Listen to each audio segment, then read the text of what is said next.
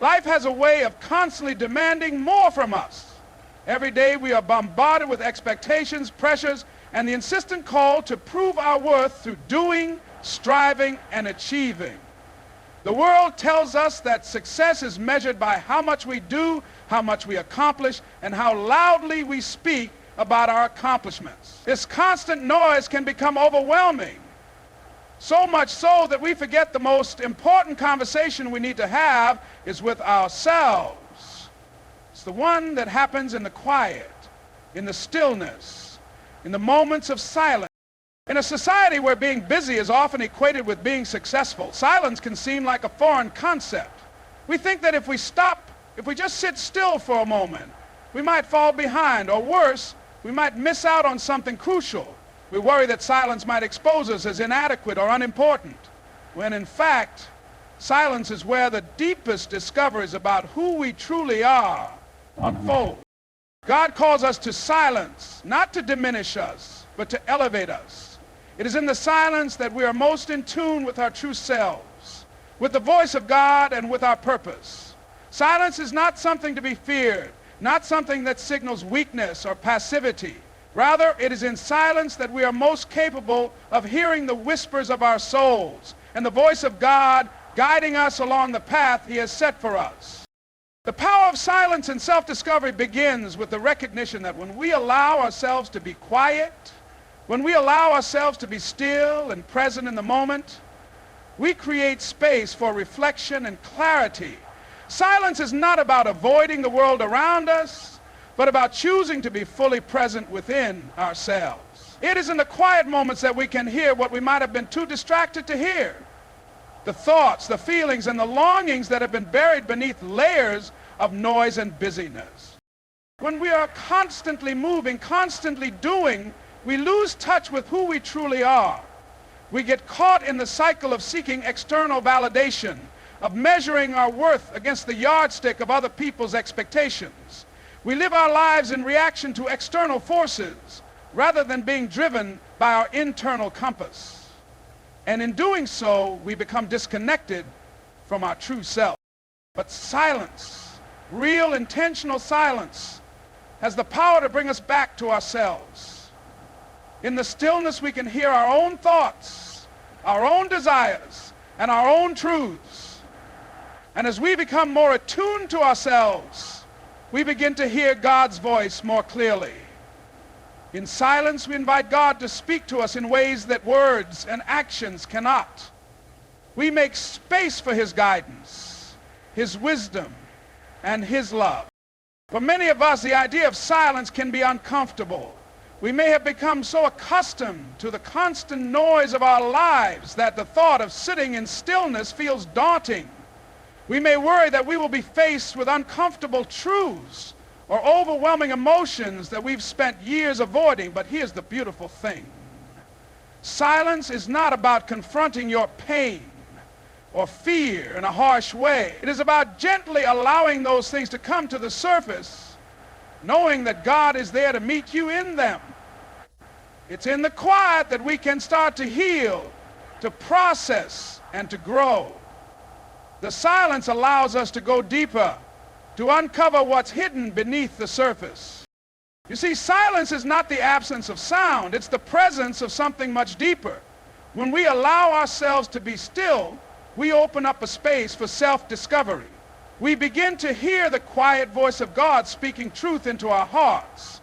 In that stillness, we can start to see ourselves as He sees us, not as the world defines us, but as the divine, beloved beings that we are. Silence allows us to strip away the layers of expectations, comparisons, and judgments that others have placed upon us and discover who we are at our core. This process of self-discovery in silence is not a one-time event. It's an ongoing journey that requires us to consistently create space for quiet, to resist the urge to fill every moment with noise, and to be comfortable in the stillness. As we continue to sit with ourselves in silence, we learn to trust our inner voice. We become more attuned to our emotions, our desires, and our purpose. We stop relying on external sources of validation and begin to find our worth within ourselves and in our relationship with God. Silence also provides us with the opportunity to reflect on our past, our present, and our future. In the hustle and bustle of life, it's easy to lose track of where we've been and where we're going. We get so caught up in the day-to-day demands that we forget to check in with ourselves, to ask whether we're truly on the path that aligns with our values and our deepest desires. Silence gives us the space to pause, to reflect, and to realign ourselves with our true purpose. It's in those quiet moments of reflection that we can ask the tough questions. Are we living the life we want to live? Are we honoring our values? Are we doing the things that bring us joy, fulfillment, and peace? In silence, we begin to confront our fears, our doubts, and our insecurities. These are the things that keep us from fully embracing who we are and stepping into the life that God has prepared for us. When we sit in silence, we give ourselves permission to feel the full range of emotions without judgment. We allow ourselves to experience our pain, our grief, and our frustration, knowing that these emotions don't define us. They are part of our human experience. And it is in the quiet acceptance of these emotions that we begin to heal. But silence also has a way of revealing our strengths. In the noise of life, we often overlook our own resilience, our own courage, and our own power. We're so focused on external measures of success that we forget to recognize the quiet victories we experience every day. In silence, we can take a step back and acknowledge the strength we have within us. We can see how far we've come, how much we've grown, and how much we are capable of achieving. The quiet also allows us to connect with something deeper than ourselves. It's in the silence that we can experience a profound sense of peace and connection with the divine. In the stillness, we open ourselves up to the presence of God, who is always with us, guiding us, loving us. Silence isn't just about being alone with ourselves. It's about being open to the presence of God and allowing His love to fill the spaces in our hearts that we may have overlooked or neglected. The power of silence in self-discovery ultimately lies in our willingness to be still, to be present, and to trust that in the silence, we are exactly where we need to be. Silence does not make us weak or passive. It makes us strong and intentional.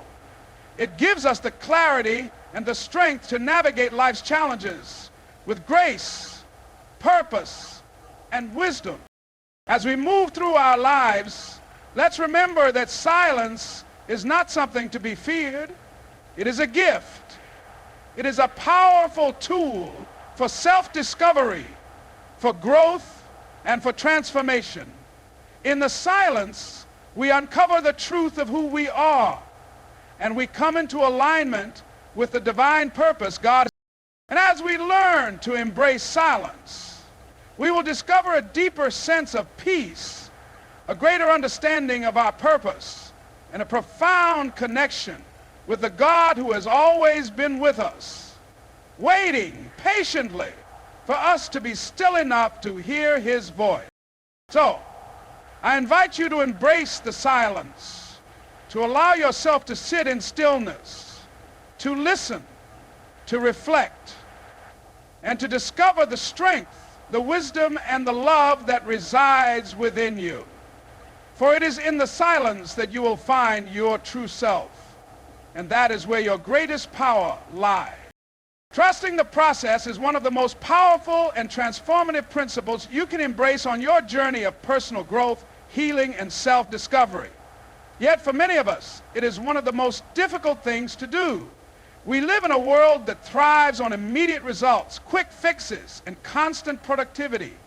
We are conditioned to believe that success comes through hard work, grit, and doing more, pushing harder, and striving continually to reach the next goal. But when we are told to trust the process, it can feel uncomfortable.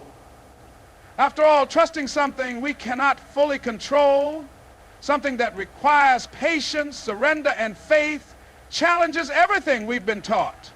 It demands that we let go of our need for certainty, our need for control, and our belief that we must make things happen on our own. What does it mean to truly trust the process?